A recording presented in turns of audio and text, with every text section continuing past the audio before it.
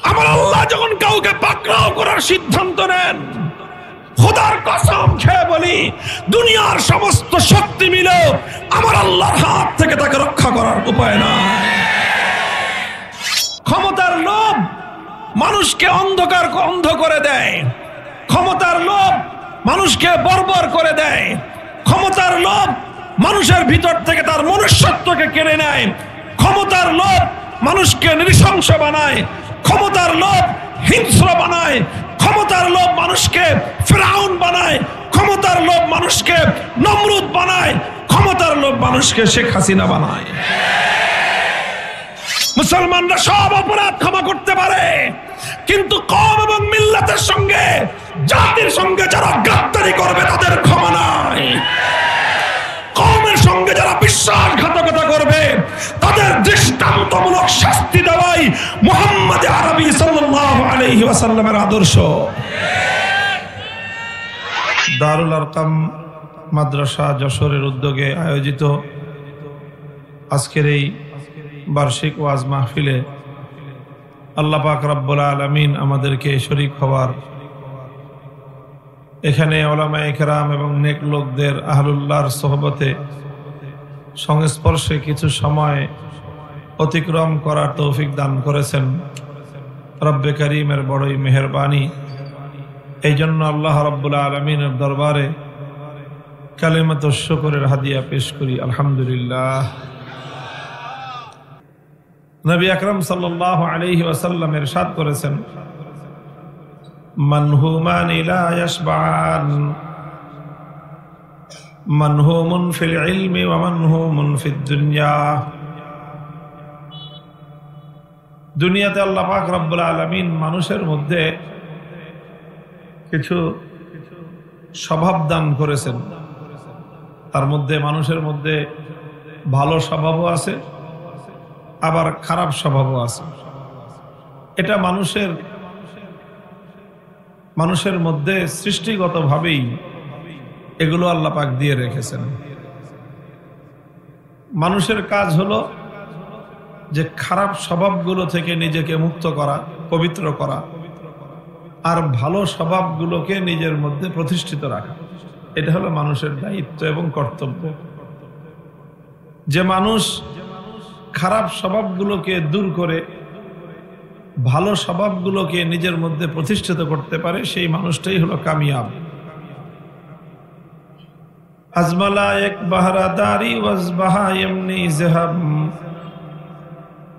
আজমালা এক বাহারাদারি ওয়াজবাহা এমনি জাহাব, বুগজারা হাজ্জে বাহায়েম কিজমালা এক বুগজারি। যে মানুষ, তার মধ্যে পশুত্ব আছে, আবার ফেরেশতা সুলভ বৈশিষ্ট্য আছে। যে মানুষ নিজের মধ্য থেকে পশুত্বকে দূর করে ফেরেশতার মতো ভালো আখলাক এবং ভালো স্বভাবগুলোকে নিজে আত্মস্থ করতে পারবে, সেই মানুষটা ফেরেশতার চেয়েও আরো বহু উচ্চ মর্যাদা লাভ করতে পারে।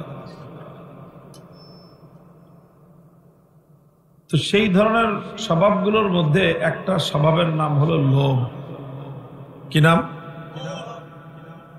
লোভ তো বুঝেন না? লোভ, লালসা বুঝেন আপনারা? আচ্ছা বলেন তো, লোভ লালসা এটা ভালো স্বভাব না খারাপ স্বভাব? আপনারা সবাই একমত যে লোভ লালসা এটা খারাপ স্বভাব, কিন্তু আমি আপনাদের সাথে দ্বিমত করলাম যে লোভ লালসা এটা ভালো স্বভাব। এখন আপনারা তো স্বাভাবিকভাবেই পেরেশান হয়ে যাবেন যে আমরা সবাই বললাম খারাপ স্বভাব, আর হুজুর বলতেছে এটা ভালো স্বভাব। আসলে কাদের কথাটা সত্য, সঠিক? আপনাদের কথা না আমার কথা? আসলে দুজনের কথাই সঠিক। আপনাদের কথাও সঠিক, আবার আমার কথাও সঠিক। লোভ এটা ভালো জিনিসও, আবার লোভ এটা খারাপ জিনিস, খারাপ স্বভাব। দুইটাই, ভালো স্বভাবও হয়, খারাপ স্বভাবও হয়। কেমনে হয় একটা জিনিস ভালো আবার খারাপ, ভালো এবং মন্দ দুইটা একসাথে হয় কিভাবে? সেটার ব্যাখ্যাই আল্লাহর নবী দিয়েছেন হাদিসের মধ্যে। রাসূল আকরাম সাল্লাল্লাহু আলাইহি ওয়াসাল্লাম ইরশাদ করেছেন, মানহুমানি লা ইয়াশবান, দুইজন লোভী এমন আছে যে তাদের লোভ কখনো শেষ হয় না, কোনদিন তাদের লোভ শেষ হয় না, তৃপ্তি হয় না। কোনদিন তারা বলে না যে বাস আর লাগবে না, যা হয়েছে ভালো, শেষ, আর দরকার নেই, এই কথা তারা বলে না। এই দুই লোভী, কয় লোভী? দুই প্রকার লোভী। এক নম্বর লোভী হলো মানহুমুন ফিল ইলম, এক হলো যার অন্তরের মধ্যে আল্লাহ পাক রব্বুল আলামিন ইলমের লোভ দান করেন, ওয়াহির ইলম, আসমানি ওয়াহির ইলম। এই ইলমের একটা লোভ আছে।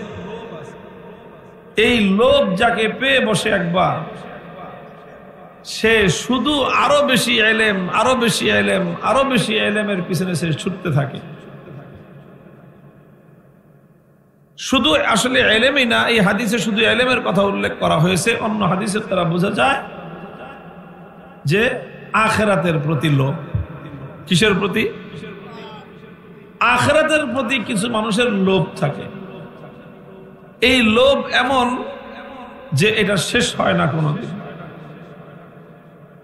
এই লোভ কোনোদিন শেষ হয় না। লোভ যত সে আখিরাতের দিকে অগ্রসর হতে থাকে, যত নেকি কামাতে থাকে, নেকির ক্ষুধা আরো বেড়ে যায়। আরো নেকি করলে নেকির ক্ষুধা আরো বাড়ে। তার লালসা বাড়তেই থাকে, বাড়তেই থাকে। শুধু নেকির লালসা, জান্নাতের লালসা, আখিরাতের লোভ, এটা বাড়তে থাকে। এই লোভ, এটা হলো ভালো, এটা হলো কল্যাণ। আরেকটা লোভ হলো ওয়ামানহুমুন ফিদ দুনিয়া, আর একটা দুনিয়ার লালসা, দুনিয়ার লোভ। এটা হলো খারাপ জিনিস। দুনিয়ার লোভ আবার দুই রকম হয়। একটা হলো দুনিয়ার সম্পদের লোভ, আর একটা হলো দুনিয়ার ক্ষমতার লোভ। একটা হলো সম্পদের লোভ, আর একটা হলো ক্ষমতার লোভ। এই দুনিয়ার সম্পদ এবং ক্ষমতার লোভ, এটা খুব খারাপ জিনিস। দেখেন, দুনিয়ার সম্পদ খারাপ জিনিস না, দুনিয়ার ক্ষমতাও খারাপ জিনিস না। খারাপ হলো ক্ষমতার লোভ আর সম্পদের লোভ। আল্লাহ যদি কাউকে সম্পদ দান করেন, অনেক সম্পদ দিছেন, এটা ভালো জিনিস। এই জন্য কোরআনে কারীমের মধ্যে সম্পদকে শব্দ যেটা বলা হয়েছে সেটা হলো খায়র। ইন্নাহু লিহুব্বিল খায়রি লাশাদীদ, যে সম্পদ মানে হলো ভালো। তো সম্পদকে আল্লাহ পাক কোরআনে কারীমের মধ্যে খায়ের শব্দের দ্বারা ব্যাখ্যা করেছেন, ব্যক্ত করেছেন। খায়ের মানে তো আপনারা অনেকেই বুঝবেন, খায়ের মানে হলো কল্যাণ। তো সম্পদকে কিন্তু আল্লাহ পাক কোরআনে কারীমের মধ্যেও কল্যাণকর বলে চিহ্নিত করেছেন। সম্পদ কোনো খারাপ জিনিস না। খারাপ হলো সম্পদের, কি বললাম, সম্পদের লোভটা হলো খারাপ জিনিস। সম্পদের লোভ কেমন জিনিস জানেন? আমার মনে আছে, আমরা তো ঢাকার শহরে জন্ম নিয়েছি, ঢাকার শহরে বড় হয়েছি। তো ঢাকার শহরে তো আর বেশি দূর পর্যন্ত দেখা যায় না। বেশি দূর পর্যন্ত দেখতে হলে মাথা উপরের দিকে তাকাইতে হয়। চারিদিকে বিল্ডিং, ভবন, কত দূর পর্যন্ত দেখা যাবে? তো সোজা উপরের দিকে তাকাইলে আসমান দেখা যায়, আর নিচের দিকে বেশি দূর পর্যন্ত দেখা যায় না। আমরা যখন গ্রামের বাড়িতে যেতাম, খুলনা, বাগেরহাট, মোল্লাহাট আমার নানার বাড়ি, তখন নানার বাড়ির পাশেই বিশাল বিল, মাঠ, ময়দান, ফসলের যে চড়া বলে, অনেক বড়। এত বড় যে মনে হয়তো শেষ মাথায় গিয়ে আসমানের সাথে মিলে গেছে। তো সন্ধ্যাবেলায় দেখতাম যে একেবারে সূর্যটা মনে হতো যে মাঠের ওই শেষ মাথায় সূর্য নামতেছে। তো মাঝে মাঝে মনে হইতো যে সূর্যটাকে ধরি, ওই তো মাঠের শেষ মাথায় দেখা গেছে। এরকম অনেক বাচ্চাদের কাছে মনে হইতে পারে। আচ্ছা বলেন তো, কত দূর পর্যন্ত গেলে আসমানটা জমিনের সাথে মিশে গেছে বলে আকাশ হাত দিয়ে ধরা যাবে? কত দূর গেলে বলেন? মানুষ তার চোখের দৃষ্টির শেষ সীমায় দেখে যে আসমান মাটির সাথে মিশে গেছে। তো এই যে আসমান যে মাটির সাথে মিশে গেছে চোখ দিয়ে দেখা যায়, এখন যদি কেউ চোখ দিয়ে দেখে আসমান ধরতে যায়, তো সে কতক্ষণ পথ চললে আসমান ধরতে পারবে বলেন? সারা জীবন যদি সে হাঁটতে থাকে, দৌড়াইতে থাকে, কোনোদিন কি এমন কোন জায়গায় সে যে পৌঁছতে পারবে যেখানে আকাশ জমিনের সাথে মিশে গেছে? সে যত দূর যাবে আসমান তার থেকে তত দূরেই থাকবে। চলতে চলতে ক্লান্ত হয়ে যাবে, দৌড়াতে দৌড়াইতে সে অবশ হয়ে যাবে, সে ক্ষান্ত হয়ে, ত্যক্ত হয়ে, বিরক্ত হয়ে, ক্লান্ত শ্রান্ত হয়ে জমিনের মধ্যে বসে পড়বে, কিন্তু কোনোদিন তার হাত দিয়ে সে আসমান স্পর্শ করতে পারবে না। লোভটাও এরকম জিনিস। লোভ যেই মানুষকে পেয়ে বসে, সে মনে করতে থাকে যে এই তো আরেকটু, আর এই মোটামুটি আর একটা বাড়ি হইলেই চলে, ওই বাড়িটা হইলে আর দুইটা গাড়ি হইলেই চলে, ওই দুইটা গাড়ি হইলে আর দুইটা জমি হইলেই চলে। এইভাবে সবসময় তার দৃষ্টির শেষ সীমা পর্যন্ত মনে হয় যে ওটাই হলো আমার সীমান্ত। সে চলতে থাকে চলতে থাকে চলতে থাকে। হাদিসের মধ্যে আল্লাহর নবী বলেছেন, লাউ কানা লিবানি আদম ওয়াদিয়ান মিন যাহাবিন লাতালাবাল আখার।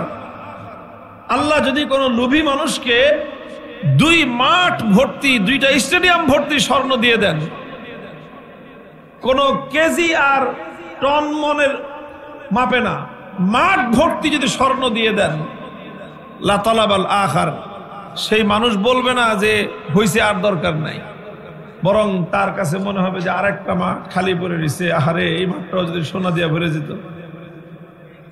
কি মনে করেন ওই মাঠটা সোনা দিয়ে ভরে গেলে তার তৃপ্তি হয়ে যাবে? না, ওটা যদি স্বর্ণ দিয়ে ভরে যায় তো তার কাছে আর নতুন নতুন ডিমান্ড তার সৃষ্টি হবে, নতুন চাহিদা তার তৈরি হবে। এই চাহিদা তার বাড়তেই থাকবে, বাড়তেই থাকবে। যার যেই লোভীর দুনিয়াতে সম্পদ যত বেশি, সেই লোভীর দুনিয়াতে চাহিদা তার চেয়েও বেশি। বলেন গরিবদের চাহিদা বেশি না সম্পদশালীদের চাহিদা বেশি? যে যত বড় লোক তার চাহিদা তত বেশি। তাহলে বোঝা গেল সম্পদ থাকলেই মানুষের চাহিদা শেষ হয় না। যদি সম্পদ থাকলে চাহিদা শেষ হতো, তাহলে গরিবের চেয়ে বড় লোকের চাহিদা কোনোদিন বেশি হতো না। বরং লোভ এমন একটা জিনিস যে মানুষ যত বেশি সম্পদ অর্জন করে, সে যত বেশি লোভ পূরণ করতে চায়, তার লোভটা আরো বেড়ে যায়। লোভের জিহ্বা এমন যে এটা দিয়ে যদি 3 মণ চাটে, এই জিহ্বা আরো 6 হাত লম্বা হয়। 6 মণ চাটলে জিহ্বা 12 হাত লম্বা হয়। 12 মণ চাটলে 24 হাত লম্বা হয়। চাটতে চাটতে কয়েকজন মানুষ মিলে কোটি কোটি মানুষের সম্পদ লুটপাট করে, সারা দেশের সম্পদ নিজেরা কয়েকজন মিলে ভাগ বাটোয়ারা করে খেয়ে ফেলে। দেশে রাখার জায়গা হয় না, বিদেশে বেগম পাড়া করে, দেশে চুরি করে শেষ হয় না, এমন জায়গায় নিয়ে চুরি করে রাখছে যেখানে সম্পদ রাখার জায়গা নাই। এরপরেও চুরি করতে করতে চুরির কোনোদিন শেষ হয় না। গোটা দেশের মানুষ দেউলিয়া হয়ে যায়, চোরের চাটার স্বভাব শেষ হয় না। এটাই হলো সম্পদের লোভ। সম্পদের লোভ। এই জন্য আল্লাহর পয়গম্বর বলেছেন, লা ইয়ামলাউ ফামাল ইনসানি ইল্লা তুরাব। দুনিয়াতে মানুষের লোভ শেষ করার মতো, মানুষের লোভ নিয়ন্ত্রণ করার মতো কোনো জিনিস নাই, যেটা খাওয়ার পর মানুষ বলবে যে না আর খাওয়ার দরকার নাই। দুনিয়াতে এমন কোনো জিনিসই নাই যে সে যত খায় আরো চায়, যত খায় আরো চায়, যত খায় আরো চায়। সারা দেশেরটা ওলট পালট করে দেমা লুটে পুটে খাই। এই সব খাওয়ার পরেও তার খাওয়ার চাহিদা শেষ হয় না। একটা জিনিস খাওয়ার পরেই তার এই খাই খাই স্বভাব বন্ধ হবে। সেটা আল্লাহর কোরআন, আল্লাহর নবী বলেছেন কবরের মাটি। কবরের মাটি খাওয়ার আগ পর্যন্ত লোভীর লোভ কোনোদিন শেষ হবে না। যেদিন ওর মুখের মধ্যে কবরের মাটি ঢুকবে সেই দিন বলবে যে না আর লাগবে না, হয়েছে। আল্লাহ আমাদেরকে সেই দিনের আগেই সংশোধন হওয়ার তৌফিক দান করেন। এক হলো এই সম্পদের লোভ, আর একটা হলো ক্ষমতার লোভ। মানুষ অন্ধ হয়ে যায়, অন্ধ। ক্ষমতার লোভ আজ আমাদের সমাজকে ধ্বংসের দ্বার প্রান্তে উপনীত করে দিয়েছে। ভাই তার ভাইয়ের বুকের মধ্যে গুলি চালাতে এতটুকু দ্বিধা করে না যখন তার ভাই তার ক্ষমতার পথে বাধা হয়ে দাঁড়ায়। যত বেশি মানুষ এই যে ক্ষমতার মোহে, দলীয় কোন্দলে যত মানুষ বাংলাদেশে মারা যায়, এত মানুষ খুন অন্য কোনো কারণে হয় না। একই দলের লোক, এক দলের লোক আরেক দলকে বেশি খুন করে না। আপনি হিসাব করে দেখেন, নাম বললে তো রাগ করবেন। আওয়ামী লীগের লোকজন যেই পরিমাণ আওয়ামী লীগের লোককে খুন করছে, ঠিক একইভাবে বিএনপির লোকজনের হাতে যেই পরিমাণ বিএনপির লোকজন খুন হয়, আওয়ামী লীগের হাতে তত বিএনপি, বিএনপির হাতে তত আওয়ামী লীগ খুন হয় নাই। 24 জুলাই আগস্টের কথা ভিন্ন, ওই 2 মাস ভিন্ন হিসাব। ওই 2 মাসে আওয়ামী লীগের লোকজন তারা সারা দেশে নির্বিচারে গণহত্যা চালাইছে। এর বাইরে একই দল করস, তোরা একই দল করিস, একই আদর্শের জন্য স্লোগান তুলিস, বছরের পর বছর একসাথে রাজনীতি করলি। এখন সেই দুইজন একই দলের 2 কর্মী দেখা যায় একজন আরেকজনকে গুলি করে খুন করে ফেলে রাখা যায়। কথা বলেন ঠিক কিনা? কেন খুন করে? কারণ নমিনেশনটা ও পেয়ে যেতে পারে। ক্ষমতার মোহ, ক্ষমতার লোভ মানুষকে অন্ধ করে দেয়। ক্ষমতার লোভ মানুষকে বর্বর করে দেয়। ক্ষমতার লোভ মানুষের ভিতর থেকে তার মনুষ্যত্বকে কেড়ে নেয়। ক্ষমতার লোভ মানুষকে নৃশংস বানায়। ক্ষমতার লোভ হিংস্র বানায়। ক্ষমতার লোভ মানুষকে ফিরাউন বানায়। ক্ষমতার লোভ মানুষকে নমরুদ বানায়। ক্ষমতার লোভ মানুষকে শেখ হাসিনা বানায়।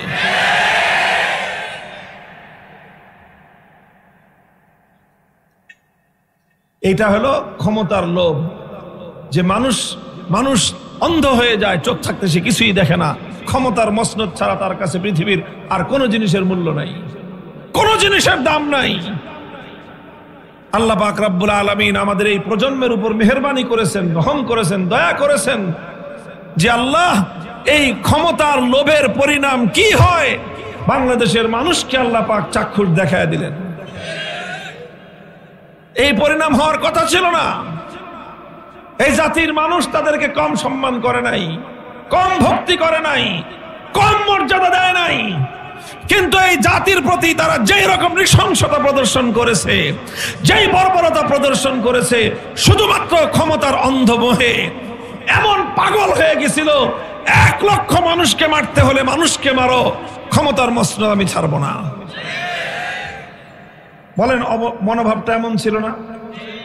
সব বাংলাদেশের প্রত্যেকটা মানুষ বলতো এই কথা, যে তার ক্ষমতার জন্য দরকার পড়লে 1 লাখ না 1 কোটি মানুষ মেরে ফেলবে, ক্ষমতা ছাড়বে না। কাজে উনি থাকতে আর বাংলাদেশের ক্ষমতার পরিবর্তন হওয়ার কোনো সম্ভাবনা নাই। এটা ছিল মানুষের বিশ্বাস। এমন আচরণ ছিল জাতির সাথে। আল্লাহর মেহেরবানি, আল্লাহ পাক রব্বুল আলামিন সেই জগদ্দল পাথরের মতো হিংস্র বর্বর হায়নাকে আল্লাহ আমাদের বুকের উপর থেকে অপসারণ করে দিয়েছেন। আল্লাহ যদি না করতেন আমাদের পক্ষে কোশ্চেন কাল এটা সম্ভব ছিল না। ভাই, খালি আরেকজনের বদনাম করে লাভ নাই। আমাদের মধ্যে কখনোই ওই অমানুষত্ব, আমাদের মধ্যে ক্ষমতার সেই হিংস্রতা, ক্ষমতার সেই লোভ যেন আমাদের কারো অন্তরের মধ্যে জায়গা করে না বসে। যদি আবার আমার মধ্যে সেই ক্ষমতার লোভ চলে আসে, আপনার মধ্যে যদি ক্ষমতার লোভ চলে আসে, মনে রেখেন পরিণাম একই হবে। এটা শত শত হাজার হাজার বছর ধরে আল্লাহ পাক রব্বুল আলামিনের যে মানুষের সাথে আচরণ, সেই আচরণের প্রেক্ষিতে ওলামায়ে কেরাম একটা কথা বলেন যে কুফরির সাথে রাজত্ব চলে, জুলুমের সাথে রাজত্ব চলে না। বুঝেন না এই কথাটা?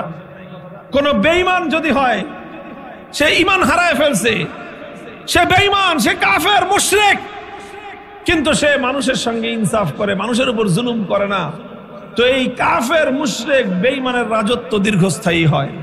আল্লাহ পাক দুনিয়াতে তার কাছ থেকে প্রতিশোধ নেন না। তুই বেঈমান, ঠিক আছে, তোরটা আমি আল্লাহর সাথে হিসাব, আমারটা আমি পরে বুঝবো রে, তোরে দুনিয়াতে সুযোগ দিলাম, যা তুই ভোগ কর। আল্লাহ পাক রব্বুল আলামিন কাফেরকে ক্ষমতা দেন, জালেম আল্লাহ পাক বেঈমানকে ক্ষমতা দেন, মুশরিককে ক্ষমতা দেন, মুনাফিককে আল্লাহ ক্ষমতা দেন, সহজে আল্লাহ কেড়ে নেন না।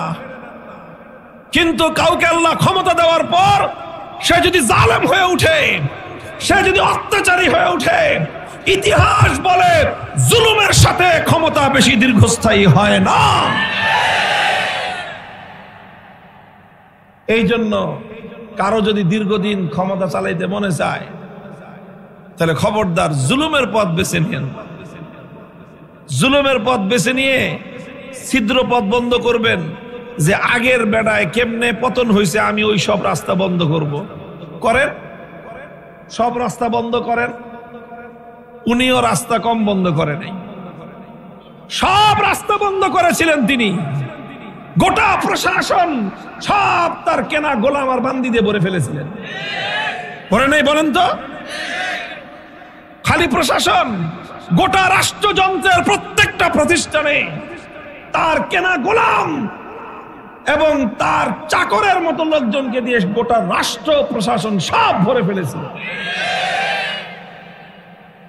আর এরপরে তার এই পোষা গুন্ডা বাহিনী তো ছিলই, হেলমেট বাহিনী, হাতুড়ি বাহিনী, যা যা যত ধরনের বাহিনী তো ছিলই। কোন রাস্তা সে খোলা রাখে নাই, সমস্ত ছিদ্র পথ বন্ধ করে দিছিল। ফাতাহুমুল্লাহু মিন হাইসু লাম ইয়াহতাসিবু, ফাতাহুমুল্লাহু মিন হাইসু লাম ইয়াহতাসিবু। আল্লাহর কোরআন এই ধরনের প্রেক্ষিতে, এই ধরনের প্রেক্ষাপটে আল্লাহ পাক রব্বুল আলামিন ইরশাদ করেন, যখন মানুষ তার পতনের সব রাস্তাগুলো, সমস্ত ছিদ্র পথগুলো বন্ধ করে দেয়, আর সে মনে করতে থাকে আমি এমন ভাবে নিজের নিশ্ছিদ্র নিরাপত্তা আমি ব্যবস্থা করেছি, এই দেশে আমার পতন ঘটানোর মতো কেউ নাই। যখন একটা মানুষ এমন দম্ভ ভরে কথা বলতে থাকে, চতুর্দিক থেকে সে তার ক্ষমতাকে রক্ষা করবার জন্য দুর্ভেদ্য প্রাচীর তৈরি করে দেয়, জমিন থেকে কোথাও তার উপর আক্রমণ করার মতো কেউ নাই, তার ক্ষমতার মসনদ টেনে নেওয়ার মতো কোন রাস্তা সে খোলা রাখে নাই। আমার আল্লাহ বলেন, ফাতাহুমুল্লাহু মিন হাইসু লাম ইয়াহতাসিবু। সব পথ যখন বান্দা বন্ধ করে দেয়, মানুষের আসার জন্য কোন রাস্তাই সে খোলা রাখে নাই, তখন আমার আল্লাহ বলেন, ঠিক আছে, আমার বান্দার উপর জুলুম করে করে তুমি তোমার ক্ষমতার পতনের সমস্ত ছিদ্র পথগুলি বন্ধ করে দিয়েছো, এবার স্বয়ং আমি আল্লাহ তোমাকে পতন ঘটাবো। আমি আল্লাহ যার পতন ঘটাই, 14 গোষ্ঠী নিয়ে দেখ আমার আল্লাহর হাত থেকে তুই তোর ক্ষমতা রক্ষা করতে পারিস কিনা। পারে না। আমার আল্লাহ যখন কাউকে পাকড়াও করার সিদ্ধান্ত নেন, খোদার কসম খেয়ে বলি, দুনিয়ার সমস্ত শক্তি মিলে আমার আল্লাহর হাত থেকে তাকে রক্ষা করার উপায় নাই। জুলুম, অন্যায়, অবিচার মাত্রা যখন চূড়ান্ত সীমা লঙ্ঘন করে, তখন আল্লাহ পাক রব্বুল আলামিন নিজে পাকড়াও করেন। আর আল্লাহ যখন নিজে পাকড়াও করেন, তখন তার পরিণাম এরকম ভয়াবহই হয়।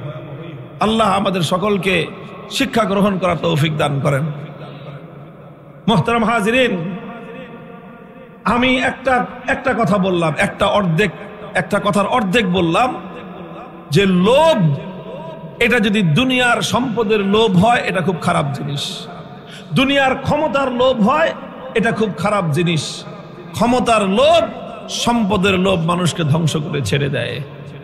সম্পদ খারাপ জিনিস না, ক্ষমতাও খারাপ জিনিস না। আল্লাহ আপনাকে ক্ষমতা দিয়েছে, এই ক্ষমতা দিয়ে আপনি বিনয়ী হন, মানুষের সেবা করেন, মানুষের উপকার করেন। যতটুকু পাওয়ার আল্লাহ আপনাকে দিয়েছে সেই পাওয়ার দিয়ে মানুষের উপর অহংকার করতে যেন না। সেই ক্ষমতা দিয়ে মানুষের অধিকার কেড়ে নিতে যেন না। সেই ক্ষমতা দিয়ে মানুষের অন্যায়ভাবে মানুষের সম্পদ, মানুষের ইজ্জত লুণ্ঠন করতে যেন না।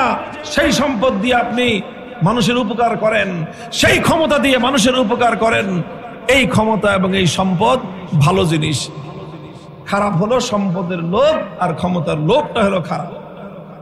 সম্পদ খারাপ না, ক্ষমতাও খারাপ না, খারাপ হলো সম্পদের লোভ আর ক্ষমতার লোভ। এটা হলো খারাপ দিক বললাম। আবার এই লোভ খুব ভালো জিনিস যদি লোভটা হয় আল্লাহমুখী। লোভটা হয় কোন মুখী? আল্লাহমুখী লোভ যদি হয়, কল্যাণের লোভ, ভালো করার লোভ, আখিরাত কামাই করার লোভ, নেকি কামাই করার লোভ, সওয়াব কামাই করার লোভ যদি কারো মধ্যে থাকে, এই লোভ এটা অতি কল্যাণকর, অতি মঙ্গলময়। আল্লাহর পয়গম্বর ইরশাদ করেছেন, হাদিসের মধ্যে এসেছে, লা ইয়াশবা'আল মুমিনু মিন খায়রিন হাত্তা ইয়াকুনা মুনতাহাহুল জান্নাহ। লা ইয়াশবা'আল মুমিনু মিন খায়রিন হাত্তা ইয়াকুনা মুনতাহাহুল জান্নাহ। যেই ব্যক্তি আল্লাহর পছন্দনীয় ঈমানদার হবে, সে কোনোদিন আখিরাতের লোভ কোনোদিন সে সংবরণ করতে পারবে না। তার মধ্যে শুধু আখিরাতের লোভ বাড়তে থাকবে, বাড়তে থাকবে, বাড়তে থাকবে, হাত্তা ইয়াকুনা মুনতাহাহুল জান্নাহ। যতদিন পর্যন্ত সে খোদার জান্নাত পর্যন্ত না পৌঁছতে পারলো, ততদিন পর্যন্ত তার অন্তর থেকে খোদার জান্নাতের লোভ এক চুল পরিমাণ কমবে না। এই জন্য আখিরাতের লোভ বাড়াই। আসুন আখিরাতের লোভ বাড়াই। হযরত রাসূল আকরাম সাল্লাল্লাহু আলাইহি ওয়াসাল্লামের সিরাতুন নবী থেকে আমরা এই চমৎকার কল্যাণের এই প্রতি অগ্রসর হওয়া, আরো বেশি কল্যাণ অর্জন করতে চাওয়া, এটার একটা চমৎকার আদর্শ আমরা সিরাতুন নবীর মধ্যে খুঁজে পাই। নবী করিম সাল্লাল্লাহু আলাইহি ওয়াসাল্লামের আদর্শ এটাই ছিল। কোন একটা স্তরে গিয়ে তিনি ক্ষান্ত হয়ে যান নাই, কোন একটা স্তরে গিয়ে তিনি মনে করেন নাই যে হ্যাঁ অনেক হয়েছে, আর ভালোর দরকার নাই। এটা কোনোদিন আল্লাহর নবী মনে করেন নাই।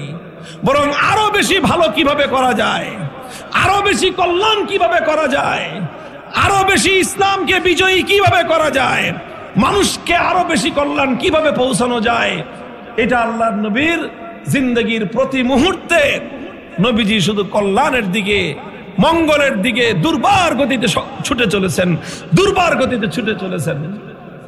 যারা নবীর আদর্শ অনুসরণ করতে চাই, আমরা সিরাতুন নবীকে যারা আমরা ফলো করতে চাই, আমাদের দায়িত্ব এবং কর্তব্য হলো নবীর এই উত্তম আদর্শটাকে নিজের মধ্যে ধারণ করা। কি আদর্শ বললাম? যে কল্যাণের দিকে খালি অগ্রসর হয়ে যাওয়া, কোথাও গিয়ে থমকে না দাঁড়ানো, কোথাও গিয়ে এই কথা মনে না করা যে বাস যতটুকু হয়েছে আর দরকার নাই। না, আরো আগান, আরো আগান, আরো আগান। যতদিন পর্যন্ত জান্নাত পর্যন্ত গিয়ে পৌঁছতে না পারলাম, ততদিন পর্যন্ত মুমিনের চলার গতিতে কোনো স্থিরতা নাই। মুমিন কোথাও গিয়ে থমকে দাঁড়াবে না, ইনশাআল্লাহ। রাজি আছেন? রাসূল আকরাম সাল্লাল্লাহু আলাইহি ওয়াসাল্লামের পবিত্র সিরাত থেকে আমি এর কয়েকটা দৃষ্টান্ত দেখাই। দেখেন, আমার নবী নবুয়ত লাভ করলেন, নবুয়ত পেয়ে গেলেন, আল্লাহর পক্ষ থেকে সর্বোচ্চ কল্যাণ তিনি পেলেন, কোরআন তিনি পেলেন, ওহী তিনি লাভ করলেন। ওহী, কোরআন, ইসলাম তিনি পেয়ে মনে করেন নাই যে বাস আমার তো সবকিছু পাওয়া শেষ, আর কিছু করার নাই, এমন মনে করেছেন? না, আল্লাহর নবী এই ওহীর দাওয়াত নিয়ে, ঈমানের দাওয়াত নিয়ে, তাওহীদের দাওয়াত নিয়ে আল্লাহর নবী মানুষের দুয়ারে দুয়ারে ছুটে গিয়েছেন। কথা বলে ঠিক কিনা? তিনি ক্ষান্ত হন নাই, ক্লান্তিহীন ভাবে পথ চলেছেন, মক্কার মানুষের কাছে কাছে গিয়েছেন, পবিত্র মক্কায় এমন কোন মানুষ খুঁজে পাওয়া কঠিন হবে যেই মানুষের কাছে আল্লাহর নবী একবার, দুইবার, শতবার, হাজারবার ঈমানের দাওয়াত নিয়ে না গিয়েছেন। প্রত্যেকটা মানুষকে আল্লাহর নবী ঈমানের দাওয়াত দিয়েছেন।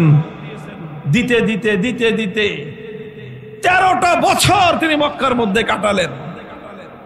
কিছু মানুষ ঈমান গ্রহণ করলো, আর অধিকাংশ মানুষই তারা ঈমানকে প্রত্যাখ্যান করলো।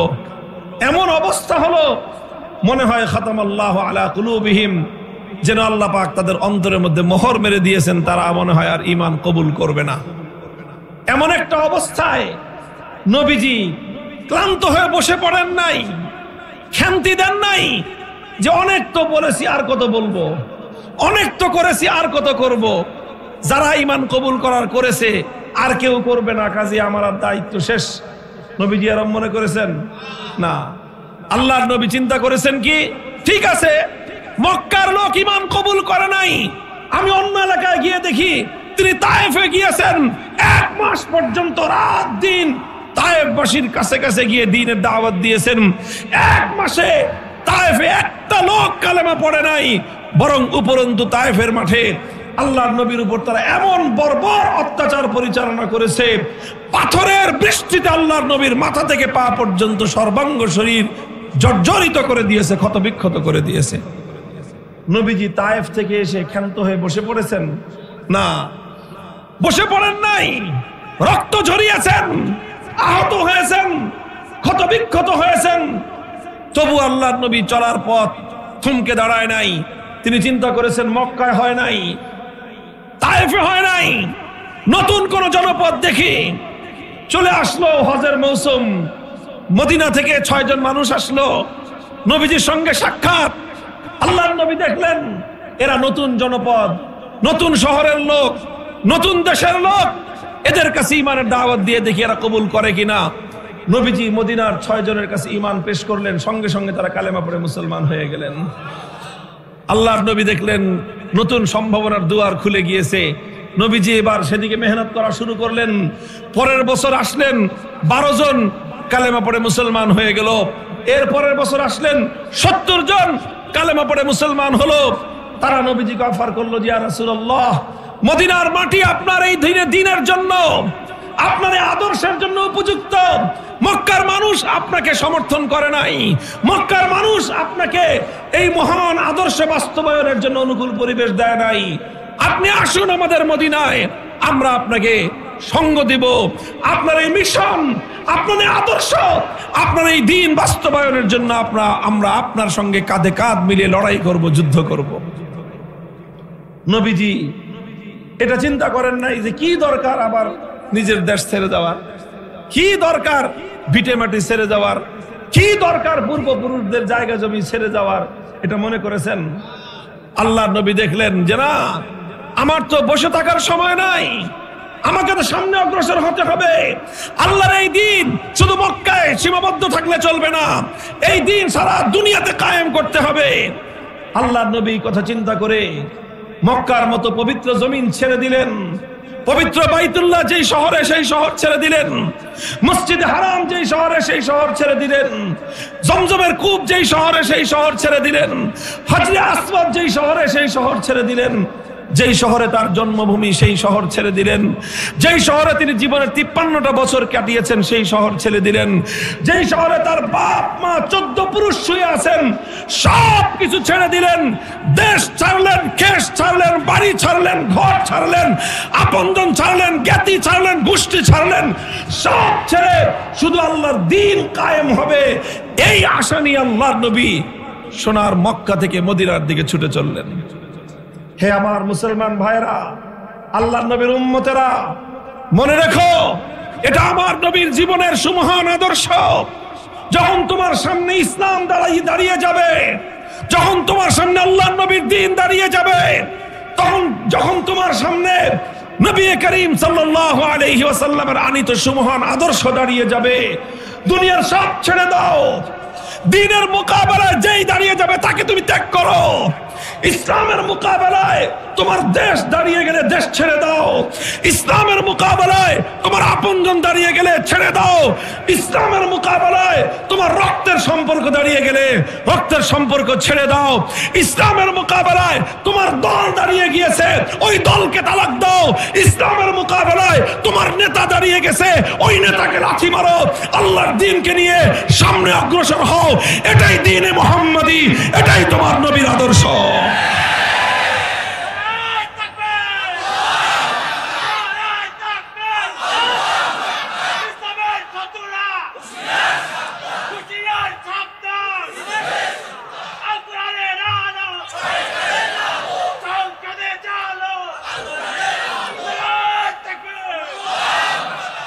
নবীজি মদিনায় গেলেন, মদিনায় গিয়ে একটা নতুন পরিবেশ পেলেন। সেখানে তিন জাতি, একদল মানুষ একত্ববাদী মুসলমান ইমানদার, আর একদল মানুষ তারা মূর্তি পূজারী পৌত্তলিক, আর একদল মানুষ তারা ইহুদি। তিন জাতির বসবাস। নবীজি তিন জাতিকে নিয়ে একটা শান্তি চুক্তি করলেন যে আমরা তিন জাতি একসাথে থাকবো, কেউ কারো সঙ্গে শত্রুতা রাখবো না, কেউ কারো বিরুদ্ধে ষড়যন্ত্র করব না, কেউ কারো বিরুদ্ধে বাহিরের শত্রুকে সাহায্য করব না। এরকম একটা শান্তি চুক্তি করলেন, সহ অবস্থানের চুক্তি করলেন, যেটাকে ইতিহাসের পাতায় মদিনা সনদ বলা হয়, মদিনা চার্টার। সেই সনদের ভিত্তিতে মদিনাতে থাকতে আরম্ভ করলেন। নবীজির জন্য এক নতুন পরিবেশ। এখানে সেই মক্কার মতো ভয় নাই। মক্কার মাটিতে আল্লাহর নবী নিজে যখন নামাজ পড়তেন, কখনো আবু জাহাল পেছন দিক থেকে এসে গলায় গামছা পেঁচিয়ে নবীজিকে শ্বাসরুদ্ধ করে হত্যার ষড়যন্ত্র করত। নবীজি সেজদায় লুটিয়ে পড়লে উটের ভুঁড়ি এনে নবীজির মাথার উপর ফেলে দিত। এই আচরণ করতো আল্লাহর নবীর সঙ্গে।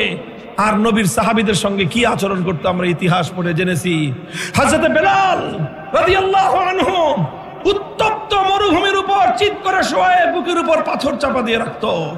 হযরত খাব্বাব রাদিয়াল্লাহু তাআলা আনহু জ্বলন্ত আগুনের উপর তাকে শোয়ে রাখা হতো। সেই আগুনের কয়লায় শরীর পুড়ে, চামড়া পুড়ে, গোশত পুড়ে, গলে গলে চর্বি এবং রক্তগুলো রক্তক্ষরণ হয়ে সে আগুন নিভে যেত। এরপরও এই নির্দয় পাষাণদের হৃদয়ে এতটুকু মায়া মমতা জন্ম নিত না। হযরত আম্মার রাদিয়াল্লাহু আনহু ইসলাম গ্রহণ করবার অপরাধে ওনার দুই পা দুই উটের সঙ্গে বেঁধে দিছে। এরপরে দুইটা উট দুই দিকে হাঁকায় দিল। দুই উট যখন দুই দিকে চলে গেছে, মধ্যখান দিয়ে দ্বিখণ্ডিত হয়ে একেবারে মাথা থেকে পা পর্যন্ত দ্বিখণ্ডিত হয়ে তিনি অন দ্য স্পট শাহাদাত বরণ করেন। ওনার স্ত্রী হযরত সুমাইয়া রাদিয়াল্লাহু আনহা ইসলাম গ্রহণ করার অপরাধে ওনার তলপেট দিয়ে বিষাক্ত বল্লম নিক্ষেপ করে আবু জাহাল ওনাকে শহীদ করে দিয়েছেন। বাপ মারা গেল, মা শহীদ হলো। তাদের সন্তান হযরত ইয়াসির রাদিয়াল্লাহু আনহুকে নিয়ে, হযরত আম্মার রাদিয়াল্লাহু আনহুকে নিয়ে ওনার বাবা ইয়াসির শহীদ হলেন। ওনার ছেলে আম্মারকে নিয়ে কূপের মধ্যে মাথা নিচের দিকে দিয়ে ঠ্যাং উপরের দিকে রশি দিয়ে বেঁধে ঝুলায় রাখলো। এই ধরনের জুলুমগুলো মক্কার মাটিতে একে একে বাস্তবায়িত হয়েছে। আল্লাহর নবী মদিনায় আসার পর নেই আর সেই জুলুম, নেই সেই অত্যাচার। শান্তিতে ইবাদত করা যায়। মসজিদ কায়েম করেছেন মদিনার মসজিদে নববী। সেখানে নামাজ পড়লে পিছন দিক থেকে এসে কেউ গামছা পেঁচায় না। সেখানে সেজদা করলে কেউ আর উটের ভরি ফেলে না। এখানে ইসলাম কবুল করলে কেউ আর অত্যাচার করে না, জুলুম করে না। একটা শান্তি প্রিয়, একটা নিরাপদ পরিবেশ আল্লাহর নবী পেলেন। নবীজি মনে করলেন যে যাক, হয়েছে তো আর দরকার নেই, নাকি কি বলেন? কথা বলেন। নবীজি কি অবস্থায় এসে মনে করেছেন যে এখন তো মক্কার জমিন থেকে অনেক ভালো আছি, কাজেই আর বেশি দরকার নেই, এটা মনে করেছেন? না, আল্লাহর নবী এতে ক্ষান্ত হয়ে যান নাই। আমাকে তো আরো সামনে আগাতে হবে। এখানেই থমকে দাঁড়ালে ইসলামের পক্ষ থেকে, আল্লাহর পক্ষ থেকে প্রদত্ত দায়িত্ব আমার পূর্ণ হবে না। নবীজি চিন্তা করলেন সামনে অগ্রসর হতে হবে। ইসলামকে তো দুনিয়ার প্রান্তে প্রান্তে ছড়াতে হবে। সারা দুনিয়াতে আল্লাহর এই দ্বীন জিন্দা করতে হবে। সারা দুনিয়াতে আল্লাহর দ্বীনকে বিজয়ী করার জন্য আল্লাহ পাক দুনিয়াতে আমাকে পাঠিয়েছেন। আরসালা রাসূলাহু বিল হুদা ওয়া দীনিল হক লিইয়ুযহিরাহু আলাদ দীনি কুল্লিহি। तमाम পৃথিবীর সমস্ত মতবাদ, সমস্ত ধর্ম, সমস্ত ইজম, সমস্ত তন্ত্র মন্ত্রকে পরাস্ত করে আল্লাহর দ্বীনকে দুনিয়াতে বিজয়ী করার জন্য নবীজি প্রেরিত হয়েছিলেন। কাজে এই জন্য আল্লাহর নবী নতুন কর্মসূচি হাতে নিলেন, জিহাদের শপথ নিলেন। নবীজি সাহাবায়ে কেরামকে বললেন, এতদিন আমাদের আদর্শ ছিল কেউ আমাদেরকে একটা আঘাত করলে আমরা বলতাম যে ভাই আরেকটা আঘাত করেন, কিন্তু আমার কথাটা শুনেন। এইভাবে সোজা আঙ্গুলে ঘি উঠানোর চেষ্টা করছি 13 বছর, কিন্তু সোজা আঙ্গুলে বেশি ঘি উঠে না। যা উঠে তা দিয়ে ইসলামের চলবে না। আরো বেশি প্রয়োজন, আরো বেশি ইমানদার প্রয়োজন, আল্লাহর দিনে আরো বেশি বিজয় প্রয়োজন। এই জন্য আল্লাহর পক্ষ থেকে নির্দেশ আসলো, উযিনা লিল্লাযীনা ইউকাতিলুনা বিআন্নাহুম যুলিমু ওয়া ইন্নাল্লাহা আলা নাসরিহিম লাকাদির। হে নবী, এবার একটু আঙ্গুলটা বাঁকা করেন, দেখি রেজাল্টটা কি আসে। নবীজি বললেন, এখন থেকে ইসলামের সবক, ইসলামের পয়গাম যারা আল্লাহর দ্বীনের সৈনিকদের উপর আঘাত করবে, যারা আল্লাহর বান্দাদের উপর আঘাত করবে, যারা কালেমা পড়নেওয়ালা ঈমানদারদের উপর আঘাত করতে চেষ্টা করবে, যারা আল্লাহর জমিন থেকে আল্লাহর আনিত দ্বীন দুনিয়া থেকে মিটিয়ে ফেলার চেষ্টা করা হবে, এখন থেকে আর তাদের সঙ্গে নম্র ভাষায় কথা বলা হবে না। এখনকার নীতি হলো আল্লাহর দ্বীনের উপর কেউ যদি একটা আঘাত করে পাল্টা আঘাত করা হবে। কেউ ইট ছুঁড়ে মারলে পাথর ছুঁড়ে মারা হবে, ইটটি মারলে পাটকেলের আঘাত করা হবে। পয়গাম দিয়ে দিলেন সমস্ত বেঈমানদেরকে। মক্কার কুরাইশরা ছুটে এসেছিল হিংস্রতা নিয়ে বদরের রণাঙ্গনে।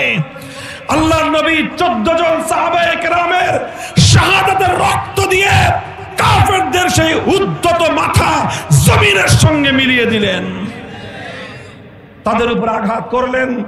313 জন অসহায় সাহাবীদেরকে নিয়ে আল্লাহর নবী মক্কার বেঈমানদের মোকাবেলা করলেন। বদর হলো, উহুদ হলো, উহুদে আরো বেশি রক্ত দিলেন। 70 জন সাহাবী শাহাদাত বরণ করলেন। স্বয়ং আল্লাহর নবী ক্ষতবিক্ষত হলেন, মাথা ভাঙলো, দাঁত ভাঙলো, চেহারা রক্তে লাল হয়ে গেল, হাঁটু হাত সর্বাঙ্গ শরীর আঘাতে আঘাতে জর্জরিত হয়ে গেল। রক্ত ঝরতে ঝরতে আমার নবী জমিনে বেহুশ হয়ে পড়ে গেলেন। ইবলিস শয়তান গুজব রটিয়ে দিল, কুতিলা মুহাম্মদ সাল্লাল্লাহু আলাইহি ওয়াসাল্লাম শহীদ হয়ে গেছেন। গোটা মদিনার মুসলমানদের মধ্যে শোক হতাশা ছড়িয়ে পড়লো। হায় হায়, কি হবে এখন, কি হবে? ওই অবস্থায় নবীজির হুঁশ ফিরলো। হযরতে মালিক ইবনে সিনান রাদিয়াল্লাহু আনহু বলেন, আমি লক্ষ্য করে দেখলাম নবীজি কথা বলতে পারতেছেন না, বেহুশ হয়ে দুর্বল হয়ে রক্ত ঝরতে ঝরতে জমিনে পড়ে গেছেন। ওই অবস্থায় আমার নবী অস্ফুট কণ্ঠে বলতেছেন, ইলাইয়া ইবাদাল্লাহ, ইলাইয়া ইবাদাল্লাহ, হে আল্লাহর বান্দারা আসো, যুদ্ধ শেষ হয় নাই, লড়াই শেষ হয় নাই, আমরা আরো বহুদূর অগ্রসর হব। তোমরা আমাকে কেন্দ্র করে আবার ঐক্যবদ্ধ হও, আবার কুফরের উপর হামলা করো। সাহাবায়ে কেরাম ঐক্যবদ্ধ হলেন। আল্লাহ পাক উহুদের জিহাদেও মুসলমানদেরকে বিশাল সফলতা দান করলেন। ক্ষান্ত হলেন না আল্লাহর নবী। খন্দক হলো, একটার পর একটা যুদ্ধ চললো। এদিক দিয়ে মদিনার মধ্যে ইহুদিরা একটার পর একটা গাদ্দারি করলো। বনু কাইনুকা গাদ্দারি করলো, বনু নজির বিশ্বাসঘাতকতা করলো, বনু কুরাইজা চুক্তি ভঙ্গ করলো। আল্লাহর নবী তার গোটা জীবনে কোনোদিন কারোর সাথে কৃত একটা অঙ্গীকার তিনি ভঙ্গ করেন নাই। কারোর সঙ্গে কোনো চুক্তি আল্লাহর নবী কোনোদিন ভঙ্গ করেন নাই। আর যারা চুক্তি ভঙ্গ করেছে আল্লাহর নবী তাদেরকে কোনোদিন ক্ষমা করেন নাই। একটা অপরাধ যেটা নবীজি মাফ করেন নাই, সেটা হলো কি? গাদ্দারি। কি অপরাধ বলেন, কি অপরাধ? মুসলমানরা সব অপরাধ ক্ষমা করতে পারে, কিন্তু কওম এবং মিল্লাতের সঙ্গে, জাতির সঙ্গে যারা গাদ্দারি করবে তাদের ক্ষমা নাই। কওমের সঙ্গে যারা বিশ্বাসঘাতকতা করবে তাদের দৃষ্টান্তমূলক শাস্তি দেওয়াই মুহাম্মদ আরবি সাল্লাল্লাহু আলাইহি ওয়াসাল্লামের আদর্শ।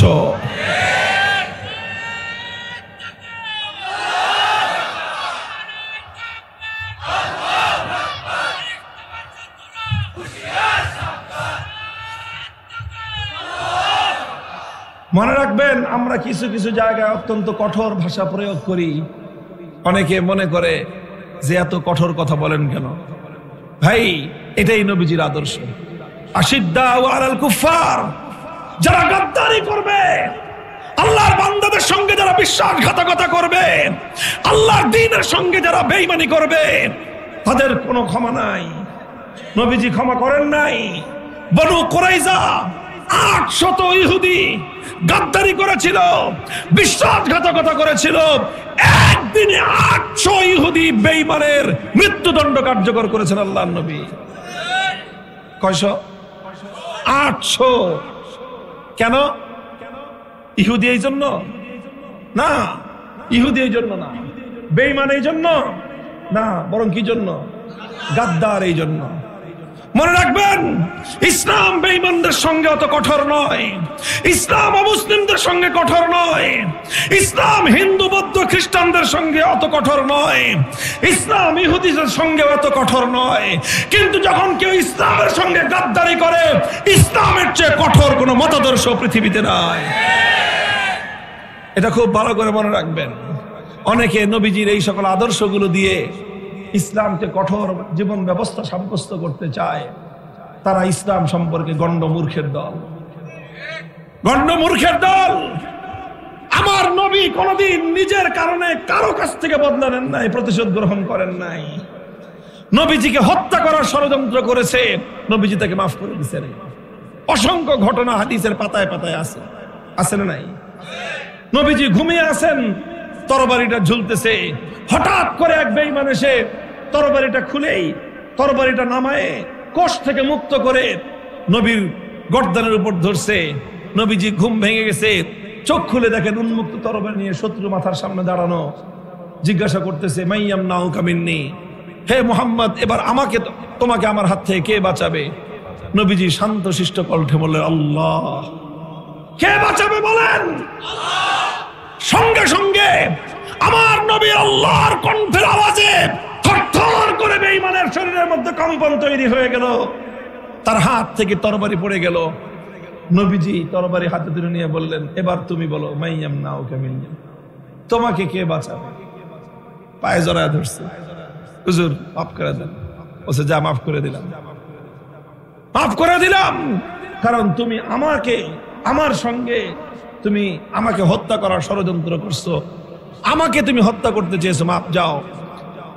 কিন্তু আল্লাহর দ্বীনের সঙ্গে যারা গাদ্দারি করেছে, ইসলামের সঙ্গে যারা বিশ্বাসঘাতকতা করেছে, চুক্তি করে চুক্তি ভঙ্গ করেছে, ইসলামের দুর্দিনে পেছন দিক থেকে ছুরি মারার চেষ্টা করেছে, নবীজি তাদের সঙ্গে অত্যন্ত কঠোর এবং অত্যন্ত দৃষ্টান্তমূলক শাস্তির আচরণ করেছেন।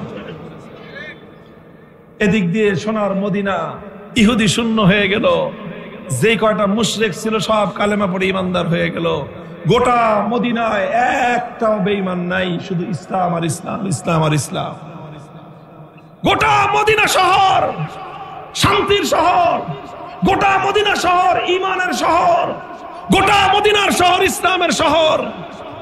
নবীজি তো এবার ক্ষান্ত হবেন যে যাক, আল্লাহ পাক মদিনা শহরকে ইসলাম দিয়ে পরিপূর্ণ করে দিয়েছেন, এবার আমি থেমে যাই। কি বলেন? থেমে গেছেন আল্লাহর নবী? ক্ষান্ত হয়ে গেছেন? না, নবীজি বলেছেন, আমার মঞ্জিল আরো আগে, আমার গন্তব্য আরো আগে, আমাকে আরো অগ্রসর হতে হবে। 1400 সাহাবায়ে কেরাম নিয়ে গেলেন, উমরা করবেন, উমরা বাইতুল্লাহ তাওয়াফ করবেন। মক্কার কুরাইশরা বের হয়ে আসলো হুদাইবিয়া, মক্কার বাহিরে উপকণ্ঠে। নবীজিকে বলল যে ঢুকতে দিব না। নবীজি বললেন, উমরা করতে আসছি, মারামারি করতে আসি নাই, উমরা করব, তাওয়াফ করব, চলে যাব, কিচ্ছু করব না তোমাদেরকে, আমাদেরকে ঢুকতে দাও। বলল যে না, কোনোভাবেই ঢুকতে দিব না। যুদ্ধের পরিস্থিতি তৈরি হয়ে গেল। নবীজি ঘোষণা করলেন, আজ মক্কার কুরাইশরা এমন যে কোনো কথা বলবে যেই কথার মধ্যে আল্লাহর ঘরের সম্মান রক্ষা পাবে, আর বাকি যে কোনো ছাড় দিয়ে হলেও আজকে আমি ওদের সঙ্গে চুক্তি করব, সন্ধি করব। শেষ পর্যন্ত আল্লাহর নবী সর্বোচ্চ নমনীয়তা প্রদর্শন করলেন, সর্বোচ্চ ছাড় দিলেন। এত ছাড় দিলেন, এত ছাড় দিলেন, এত ছাড় দিলেন, নিজের আশেপাশের সঙ্গী সাথীরা পর্যন্ত রাগ হয়ে গেল যে হুজুর এত ছাড় দিলে কেমন চলে? নবীজি বলেন, থামো, ছাড় দিতে দাও আমাকে, দেখো কি হয়। নবীজি অভূতপূর্ব ছাড় দিয়ে মক্কার কুরাইশদের সঙ্গে হুদাইবিয়ার সন্ধি করলেন।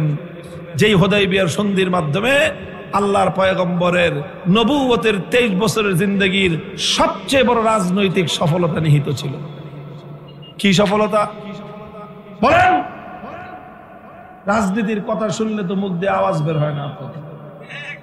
আপনারা বলেন যে হুজুর অন্য কথা বলবে, রাজনীতির কথা বলে কেন? না, আমার নবী আল্লাহর পক্ষ থেকে যেই সকল দায়িত্ব নিয়ে দুনিয়াতে আগমন করেছিলেন, তার মধ্যে যেরকম মসজিদের ইমামতি ছিল, নবীজির দায়িত্বের মধ্যে যেরকম ভাবে উম্মতের তালিম, উম্মতকে শিক্ষা দেওয়া নবীর দায়িত্ব ছিল, উম্মতকে দাওয়াত দেওয়া, তাবলীগ করা যেরকম নবীজির দায়িত্ব ছিল, জিহাদের ময়দানে উম্মতকে কমান্ডিং করে যুদ্ধ নেতৃত্ব দেওয়া যেরকম আল্লাহর নবীর দায়িত্ব ছিল, ঠিক তদ্রূপ রাজনৈতিক নেতৃত্ব প্রদান করা আল্লাহর নবীর জিম্মাদারি ছিল। ভালো করে শুনে রাখেন, আলেম ওলামাদের সঙ্গে যারা রাজনীতির কথা বললে অসদাচরণ করেন, আল্লাহর দ্বীনের সহি কথাটা শুনে তো যাবেন, বুঝে যাবেন।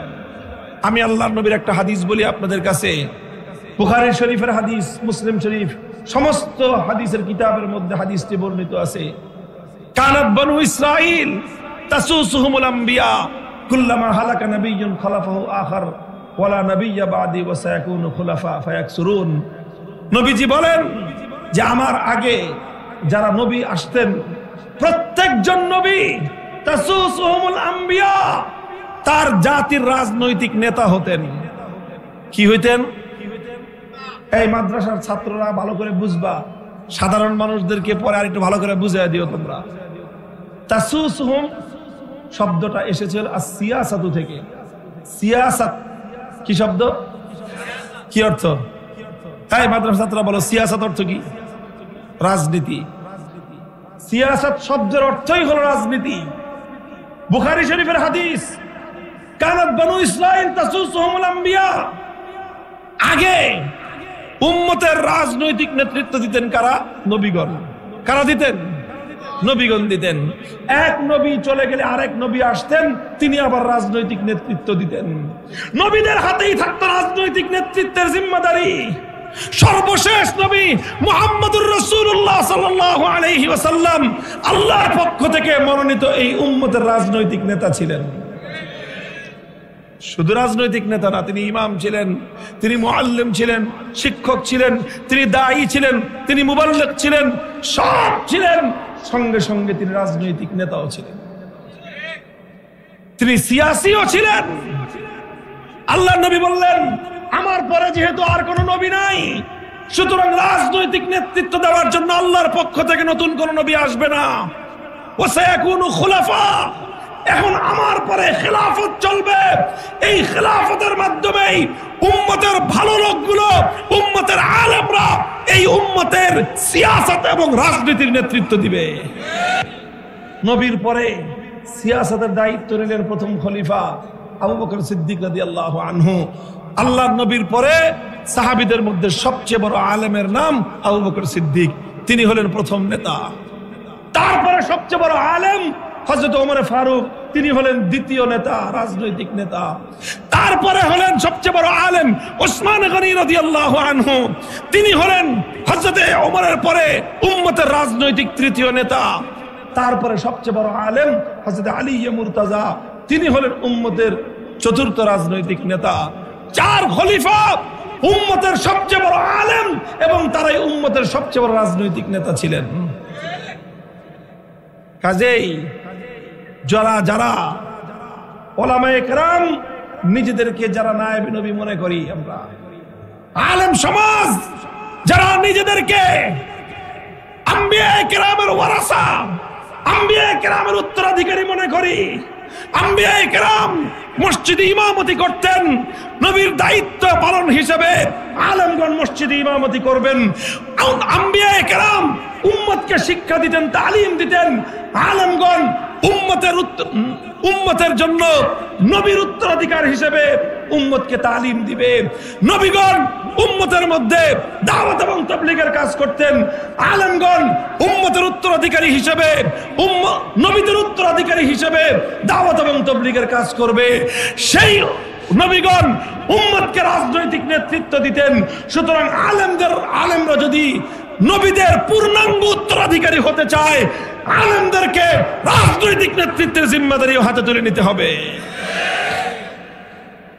আলেমরা যদি রাজনৈতিক নেতৃত্ব দিতে সক্ষম না হয়, তাহলে নবীর সম্পূর্ণ পূর্ণাঙ্গ উত্তরাধিকার হবে না।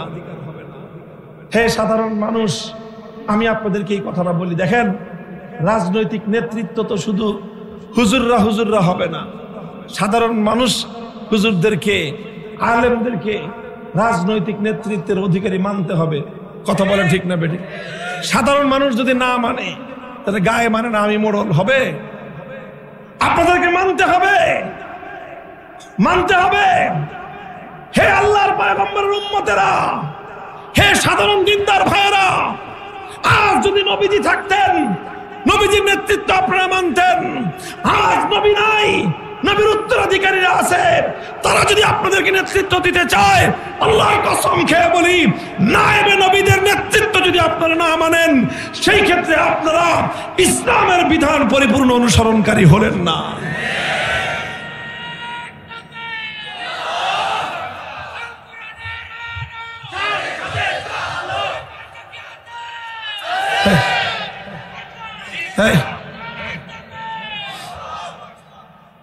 মুহতারাম হাজিরিন, কথা আমার শেষ দিকে চলে এসেছে। আমি বলতে চাই, নবীজি থেমে যান নাই, হুদায়বিয়ার সন্ধি করলেন, রাজনৈতিক প্রজ্ঞার পরিচয় দিলেন, রাজনৈতিক দূরদর্শিতার পরিচয় দিলেন। এই জন্য আলেমদেরকে রাজনৈতিক প্রজ্ঞার অধিকারী হতে হবে, রাজনৈতিক দূরদর্শিতার অধিকারী হতে হবে। আল্লাহর নবীর হুদায়বিয়ার সন্ধির প্রজ্ঞার মাধ্যমে দুনিয়ার সমস্ত বড় বড় বাদশাদের কাছে, রোম এবং পারস্যের সম্রাটদের কাছে নবীজি ঈমানের দাওয়াত পৌঁছাতে পারলেন। ওই বছর খায়বার থেকে ইহুদিদেরকে উৎখাত করে, গোটা আরবের ভূমি থেকে ইহুদিদেরকে উৎখাত করলেন। এক বছর পরে মক্কা বিজয় করলেন। এই সব আল্লাহর নবীর হুদায়বিয়াতে তার রাজনৈতিক প্রজ্ঞাময় সিদ্ধান্তের সুফল। এরপরে আল্লাহর নবী আরেক বছর, 2 বছরের মাথায় নবীজি বিদায় নিলেন। নবীজি যখন বিদায় গ্রহণ করেন, 12.5 লক্ষ বর্গ মাইল, কত বাংলাদেশ হলো 55,000 বর্গ মাইল। এই বাংলাদেশটা সমান 24টা বাংলাদেশ একত্রিত করলে যত বড় এরিয়া হবে, এত বিশাল এরিয়ায় আমার নবী ইসলামী হুকুমত কায়েম করলেন, ইসলামী রাষ্ট্র কায়েম করলেন, যে রাষ্ট্রের প্রত্যেকটা বিধান চলে আল্লাহর কোরআনের আইন অনুযায়ী, যে রাষ্ট্রের প্রত্যেকটা কার্যকলাপ চলে আল্লাহর হুকুম অনুযায়ী। এমন বিশাল সাম্রাজ্য কায়েম করে আল্লাহর নবী দুনিয়া থেকে বিদায় নিলেন। মুহতারাম হাজিরিন, আলহামদুলিল্লাহ, আমাদের পূর্বপুরুষরা আমাদের জন্য ধাপে ধাপে ধাপে ধাপে অনেকগুলো ধাপ অতিক্রম করে আজ আমাদেরকে এই পর্যায়ে রেখে গিয়েছেন। তারা সেই ব্রিটিশের বিরুদ্ধে আন্দোলন করেছিলেন, 190 বছর ব্রিটিশের বিরুদ্ধে সংগ্রাম করে ব্রিটিশকে এই দেশ থেকে বিতাড়িত করেছিলেন আমাদের পূর্বপুরুষরা। তারপরে 1905 সাল থেকে 1947 সাল পর্যন্ত দীর্ঘ লড়াই এবং সংগ্রাম করে আমাদের এই ভূমিটাকে দিল্লির গোলামীর জিঞ্জির থেকে মুক্ত করলেন। তারপরে 47 থেকে 71 পর্যন্ত আরেকটা সংগ্রামের মধ্য দিয়ে খান পাঠানদের প্রভুত্ব খতম করলেন। এরপরে 72 থেকে 24 সাল পর্যন্ত বাকশালী রামরাজত্ব চলল। 2024 সালে ইমানদার তৌহিদি জনতা 2013 সাল থেকে রক্ত দেওয়া শুরু করলো। শাপলা চত্বরে ইমানদাররা রক্ত দিল। 2021 সালে নরেন্দ্র মোদীকে বাংলাদেশে আসতে দিবে না, মুসলমানদের রক্তের দাগ যার হাতে লেগে আছে, সেই জন্য 19 জন আলেম ওলামা শাহাদাত বরণ করতে হলো। এই রক্ত দিতে দিতে 24 জুলাই মাস আসলো। সেই জুলাইতে প্রায় জাতিসংঘের বর্ণনা মতে 1400+ বাংলার মানুষ রক্ত দিল। তার মধ্যে 100 বেশি প্রায় আলেম ওলামা মাদ্রাসার ছাত্ররা রক্ত দিল। এইভাবে রক্ত দিতে দিতে জুলাই বিপ্লবের মাধ্যমে আজকে বাংলাদেশ এই পর্যায়ে এসে উপনীত হয়েছে যে এখন এখানে এসে আমরা একটা স্বপ্ন দেখছি। সেই স্বপ্নটা হলো এই যে এই বাংলাদেশ ইনশাআল্লাহ তেমনই একটা দেশ হবে আমার নবী সোনার মদিনায় যেই দেশ কায়েম করেছিলেন। কাজেই হাল ছেড়ে দেওয়ার সময় নাই, ক্লান্ত হয়ে বসে পড়ার সুযোগ নাই। মুমিনের জীবনে শ্রান্তি ক্লান্তি বলতে কোনো কিছু নাই। যতদিন এ দেহে প্রাণ আছে, যতদিন হৃদয়ের স্পন্দন আছে, যতদিন দুনিয়ার শেষ মাথা পর্যন্ত কালেমার পতাকা পথ করে উড্ডীন না হচ্ছে, ততদিন পর্যন্ত আমাদের ছুটে চলার কোনো ক্ষান্তি নাই।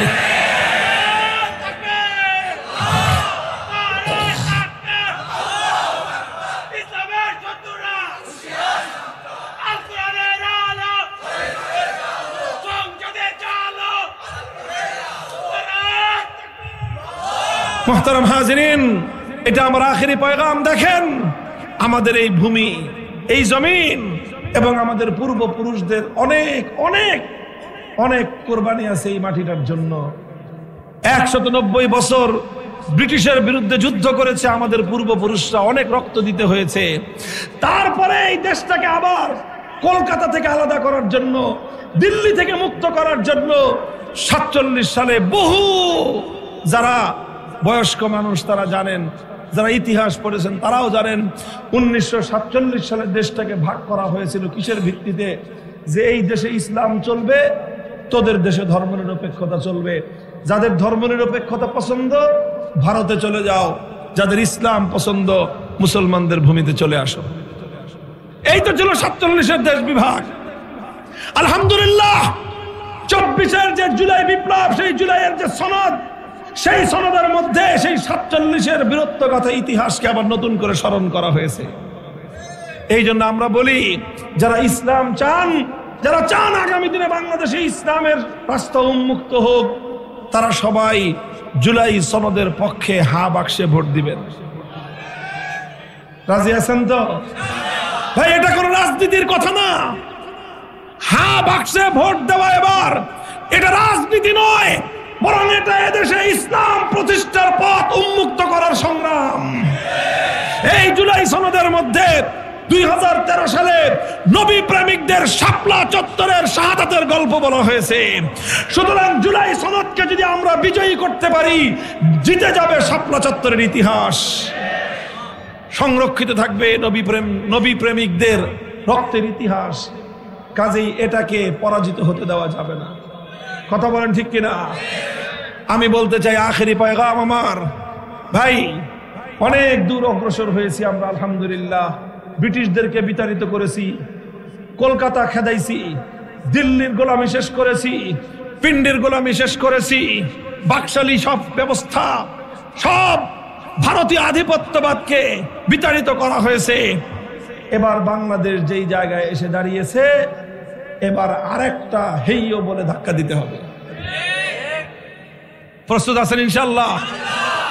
থামাথামি নাই, থামাথামি নাই। আমরা ততদিন ক্লান্ত হব না, ততদিন শ্রান্ত হব না, ততদিন থমকে দাঁড়াবো না, যতদিন আল্লাহর জমিনে আল্লাহর কোরআনের রাজ কায়েম না হবে।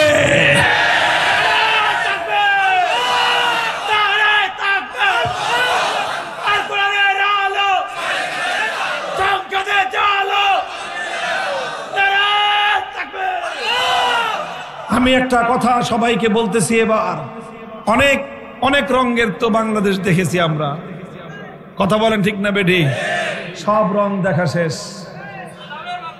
একবার একজনে বললেন, আমরা সোনার বাংলাদেশ গড়ব।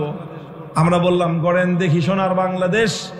কিছুদিন পরে দেখা গেল গোলামীর বাংলাদেশ। আরেকজনে এসে বললেন যে না, ওই পুরান সোনা দিয়ে হবে না, নতুন বাংলাদেশ। আমরা বললাম ঠিক আছে, আপনার সঙ্গে আসি। কিছুদিন পরে দেখি সেই পুরাতন সেই যা তাই। এরপর আরেকজন এসে বললেন যে না, নতুন দিয়ে হবে না, সবুজ বাংলাদেশ। আমরা বললাম ঠিক আছে। কয়েকদিন পরে দেখি ধূসর বাংলাদেশ। আরেকজনে বললেন এবার হবে ডিজিটাল বাংলাদেশ। আমরা বললাম ভালো, দেখি ডিজিটাল কি। পরে দেখলাম জনগণের সম্পদ বাংলাদেশ ব্যাংক থেকে হাজার হাজার কোটি টাকা ডিজিটাল সিস্টেমে চুরি হয়ে গেল, টেরও পাইলাম না। আমার দেশের টাকা ডিজিটাল কায়দায় বেগম পাড়া করে বিদেশে গিয়ে আমরা টেরও পাই না। এর নাম হলো ডিজিটাল। সোনার বাংলাদেশ দেখা শেষ, নতুন বাংলাদেশ দেখা শেষ, সবুজ বাংলাদেশ দেখা শেষ, ডিজিটাল বাংলাদেশ দেখা শেষ। এবারের বাংলাদেশ দেখতে চাই ইসলামের বাংলাদেশ, আল কোরআনের বাংলাদেশ, খেলাফতের বাংলাদেশ।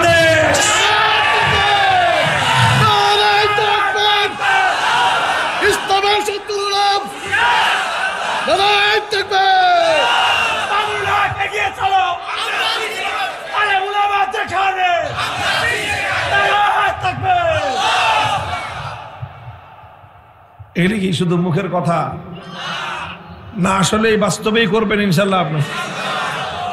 তো শুধু মুখের কথা দিয়ে হবে? খালি কথায় চিড়ে ভিজে না, কথা বলেন ঠিক কিনা? চিড়ে যদি না ভিজে বিপ্লব কি মুখের কথায় হয়ে যায়? মাথার ঘাম পায়ে ফেলে হাড় ভাঙ্গা খাটুনি খাটতে হবে, প্রস্তুত থাকবেন? শুধু খাটলেই হয় না, রাতের অন্ধকারে চোখের অশ্রু ছেড়ে খোদার দরবারে ফরিয়াদ করতে হবে। করবেন? এরপরে ঘাম আর অশ্রু দিয়ে বিপ্লব আসে না। ঘাম আর অশ্রু দিয়ে মাঠ যেরকম, ফসলের মাঠ যেরকম পানি দিয়ে হাল চাষ করলে চাষাবাদের উপযুক্ত হয়, চাষাবাদ হয়ে যায় না, তদ্রূপ ঘাম ঝরানো মেহনত আর অশ্রু দিয়ে ফরিয়াদ করলে বিপ্লব হয়ে যায় না, তবে বিপ্লবের জন্য ফসলের মাঠ প্রস্তুত হয়। এরপর সেখানে ইসলামী বিপ্লবের ফসল ফলাতে হয়, আর সেজন্য প্রয়োজন হয় বাংলার যুবকদের শহীদানা শাহাদাতের রক্তের নজরানা দিতে হয়। আমি আমার বাংলার যুব প্রজন্মের কাছে জানতে চাই, যারা এদেশের মানুষের জন্য বৈষম্যের বিরুদ্ধে লড়াই করতে গিয়ে যেই যুবকেরা অকাতরে প্রাণ দিতে পারে, যাদের জাতির মায়েরা নিজেদের সন্তানদেরকে যুদ্ধের ময়দানে পাঠিয়ে দিয়ে দেশ এবং জাতির জন্য উৎসর্গ করতে পারে, আমি বিশ্বাস করি যদি প্রয়োজন হয় আল্লাহর দ্বীনের জন্য, আল্লাহর কোরআনের বিপ্লবের জন্য, ইসলামের বিপ্লবের জন্য শহীদি ঈদগাহে মাথায় যদি কাফনের কাপড় পরে শাহাদাতের রক্ত দিতে হয়, জীবন দেওয়ার জন্য কারা প্রস্তুত থাকবেন? হাত তুলে শপথ করেন।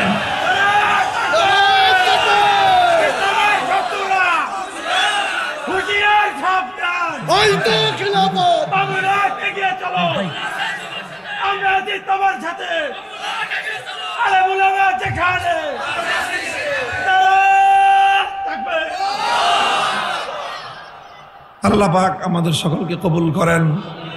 আমাদের এই দেশ, এটা আমাদের বাপদাদাদের আমানত, আমাদের কাছে তারা আমানত রেখে গেছেন। ইনশাআল্লাহ আমরা এই আমানতের দায়িত্ব রক্ষা করব তো ইনশাআল্লাহ। আল্লাহ আমাদেরকে কবুল করেন, তৌফিক দান করেন। দোয়া চাই আমি আপনাদের কাছে, কথাগুলো যেন আমার মুখের শুধু কথা না হয়, এটাই যেন হয় আমার হৃদয়ের কথা। ওয়া আখিরু দাওয়ানা আলহামদুলিল্লাহি রাব্বিল আলামিন।